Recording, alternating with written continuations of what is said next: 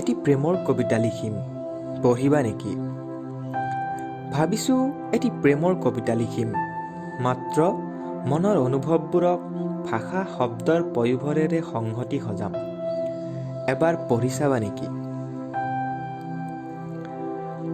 তোমাৰ চকুজুৰিয়ে কথা কয় চাগে, চেলাউৰিয়ে চুচুক চামাককৈ দুষ্টামি কৰে।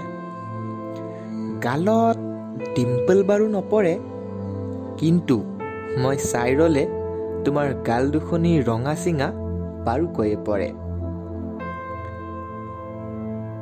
বলিউডৰ কোনো ৰোমান্টিক ফিল্মৰ লেখীয়াকৈ সজাই দিম নেকি এই সময়বোৰ? ভাৱত বিভোৰ হ'লে বেকগ্ৰাউণ্ডত এটি গান বাজিব, ৰঙা নীলা সাজেৰে মুহূৰ্ততে ডান্স আৰ্টিষ্টবোৰে লয়লাস কৰিব। তোমাক লাগে বুলিলেই সন্ধ্যা তৰা নমাই আনিব নোৱাৰিম। অভাৱে জুৰুলা কৰা জীৱন ৮০ টকীয়া এটি গোলাপো যাচিব নোৱাৰিম। কিন্তু বিশ্বাস কৰা, স্বৰ্গৰ সেই পাৰিজাত ফুলপাহো মূৰ দুপিয়াব। অযুত মৰম ঢালি তোমাৰ সৌন্দৰ্যক এনেভাৱে ব্যাখ্যা কৰিম। শ্বপিঙত যাবা, ফুৰিব যাবা, মাল্টিপ্লেক্সত চিনেমাও চাবা। ডেটিঙত হেনো চাহ নাখায়, একাপ গৰম কফিও খাবা। ইনষ্টাগ্ৰামত ষ্টৰি দিবা, ফেচবুকত কমেণ্টৰ ৰিপ্লাই দিবা। হোৱাটছআপত অহা ডেৰবোৰ কমপ্লিট কৰিবা।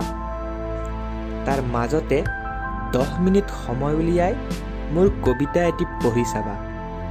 দেখিবা কপিৰাইট অবিহনে লিখা আছে তোমাৰ সৌন্দৰ্যৰ কেইবাটাও পৃষ্ঠা।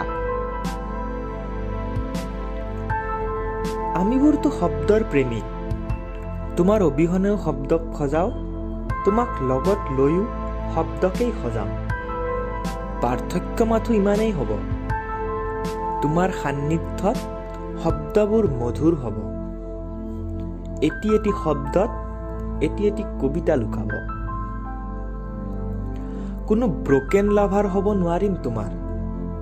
তুমি ৰিজেক্ট কৰিলেও এলকহলৰ ৰাগীত উটি ভাহি ফুৰিব নোৱাৰিম। তাৰ বাবে দিলফেক আশিকৰ টেগ নিদিবা। তোমাৰ অবৰ্তমানতো শব্দকেই সজাম, লিখনিকেই লিখিম, কোনো নতুনৰ সন্ধানত ওলাই পৰিম। প্ৰশ্ন হ'ব একেটাই, এটি প্ৰেমৰ কবিতা লিখিম, পঢ়িবা নেকি?